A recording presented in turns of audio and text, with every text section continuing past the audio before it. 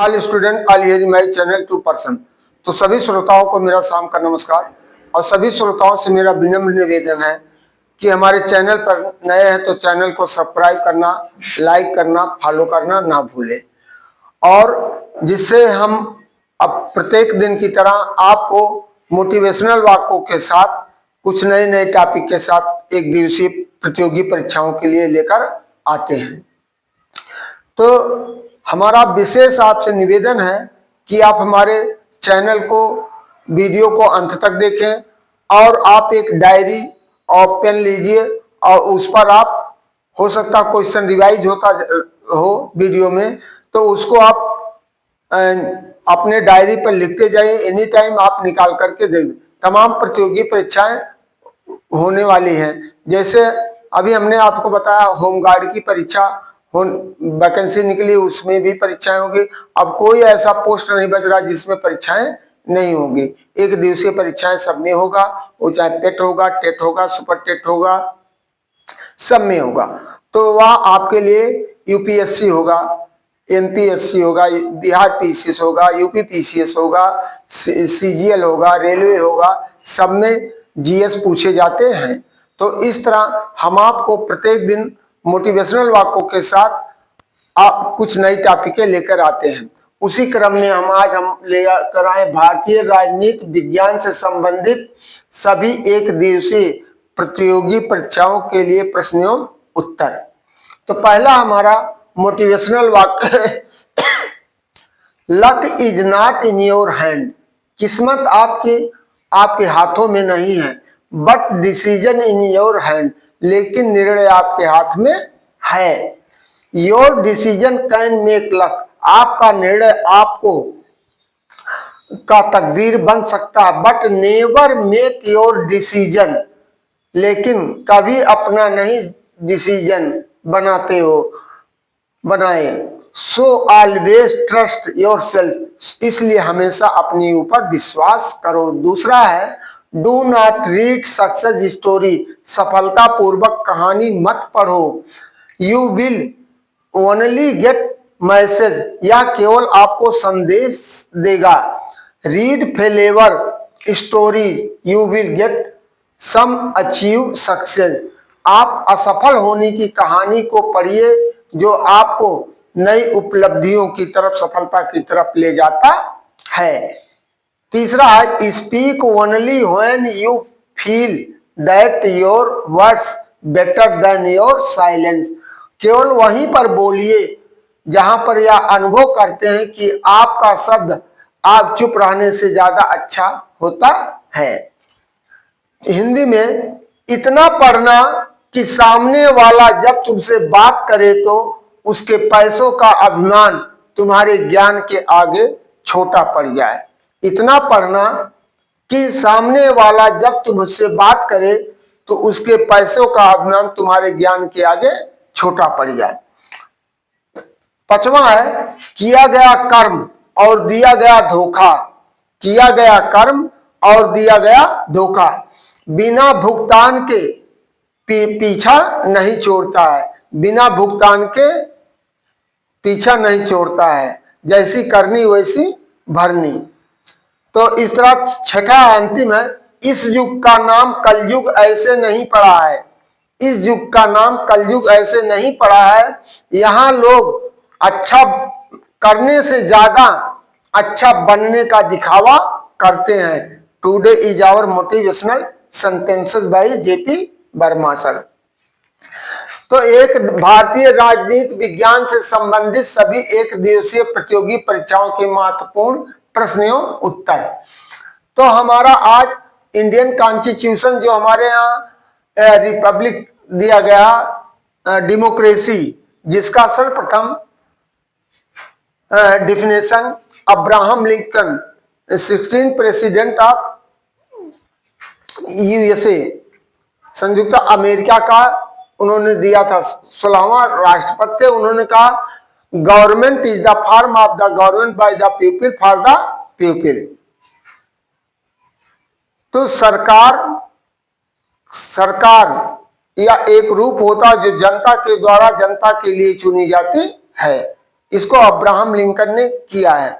तो उसी के तहत हमारा जो संविधान हमारे देश का बना है, हमारे देश का संविधान इंडियन कॉन्स्टिट्यूशन, उसके तहत तमाम ऐसी व्यवस्थाएं दी गई है।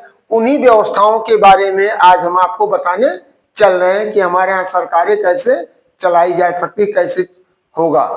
तब देखिए भारतीय संसद के कितने सदन होते हैं? 2 सदन, लोकसभा इसकी सदस्य संख्या 550 और राज्यसभा 250 इसकी संख्या है। तो लोकसभा के सदस्यों का चुनाव, इसे हम निम्न सदन कहते हैं, इसे उच्च सदन कहते हैं, या लोअर हाउस होता है या राज्यसभा अपर हाउस होता है। अब यह Lok Sabha upper house lower house क्यों होता है कि the all representative person elected by its their his constituency adult franchise which every citizen has 18 years above age, यानी वहां के सारे लोग इसको चुनते हैं, उसके अपने रिप्रेजेंटेटिव प्रतिनिधियों को चुनते हैं जिस कॉन्स्टिट्यूंसी से वो लड़ता है। और दूसरा राज्यसभा के सदस्यों का निर्वाचन ये निर्वाचित सदस्य करते हैं, जैसे एमपी, एमएलए और अन्य जो निर्वाचित होते हैं उनके द्वारा या निर्वाचित किए गए सदस्यों के द्वारा होता है, जिससे यह उच्च सदन कहलाता है। अब दूसरा है लोकसभा का कार्यकाल कितने वर्ष का होता है? 5 वर्ष का होता है। इसे भंग किया जा सकता है, इसे भंग किया जा सकता है। और दूसरा है 5 वर्ष की जब पूरी कर लेंगे तो भंग कर दें, या किन्हीं परिस्थितियों में जब सरकार अल्पमत में आती है उस स्थिति में भी इसको भंग किया जा सकता है। तीसरा राज्यसभा का कार्यकाल कितने वर्ष का होता है? 6 वर्ष का होता है। 1/3 सदस्य हर 2 वर्ष बाद सेवानिवृत्त होते हैं, हर 2 वर्ष बाद सेवानिवृत्त होते हैं। चौथा है मनी बिल किस सदन में प्रस्तुत होता है? केवल लोकसभा में प्रस्तुत होता है। 5वां मनी बिल राज्यसभा के पास कितने दिन रह सकता है, या कितने दिन राज्यसभा इसे रख सकती है? केवल 14 दिन तक रख सकती है। छठा है लोकसभा के अध्यक्ष का चुनाव कौन करता है? लोकसभा के निर्वाचित सदस्य करते हैं, एमपी जिसे कहते हैं, एमपी मेंबर ऑफ पार्लियामेंट। 7वां है संसद का संयुक्त अधिवेशन कौन बुलाता है? राष्ट्रपति बुलाता है। 8वां है संसद का पहला अधिवेशन कब बुलाया गया था? 13 मई 1952 को पहला अधिवेशन बुलाया गया था। 9वां है लोकसभा के अध्यक्ष का कार्यकाल कितने वर्ष का होता है? 5 वर्ष का होता है लोकसभा के अध्यक्ष का कार्यकाल, जिसे इस समय ओमजी बिरला है।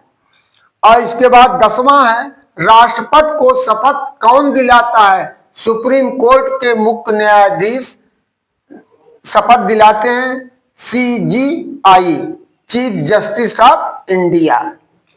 11वां संसद का वार्षिक कार्यपालिका कौन होता है? प्रधानमंत्री होता है। 12वां सबसे लंबे समय तक का प्रधानमंत्री कौन है? पंडित जवाहरलाल नेहरू 1947 से 1964 तक थे। 13वां है मंत्रिपरिषद सामूहिक रूप से उत्तरदायित्व होता है, लोकसभा के प्रति उत्तरदायित्व होता है। 14वां है उपराष्ट्रपति का चुनाव कौन करता है? सांसद करते हैं। लोकसभा और राज्यसभा दोनों सदनों के निर्वाचित सदस्य उपराष्ट्रपति का चुनाव करते हैं। 15 उपराष्ट्रपति होता है राज्यसभा का सभापति होता है, राज्यसभा का सभापति होता है। अब 16वां है राष्ट्रपति पर महाभियोग की प्रक्रिया किस अनुच्छेद में है? अनुच्छेद 61 में है। अनुच्छेद 61 में है। इस तरह 17वां है सुप्रीम कोर्ट की स्थापना कब हुई? 26 जनवरी 1950 का हुआ। 18वां हमारा है सुप्रीम कोर्ट का पहला मुख्य न्यायाधीश कौन थे? हीरालाल जे कानिया थे। और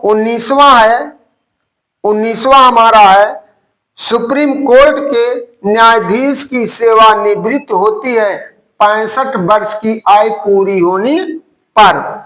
20वां है उच्च न्यायालय के न्यायाधीश की सेवानिवृत्त होती है 62 वर्ष की आयु पूरी कर लेने पर। इस तरह 21वां है न्यायिक पुनरावलोकन किस अनुच्छेद में है? अनुच्छेद 13 और 32 में है। अब 22वां हमारा है 22वां लोक अदालत की स्थापना कब हुई? 1982 में तो हुआ था गुजरात में, 1961 चेन्नई में 1986 में कार्यरूप में आया, लेकिन इसका कार्यकाल 1987 से शुरू हो गया। 23वां है PIL की शुरुआत कब हुई?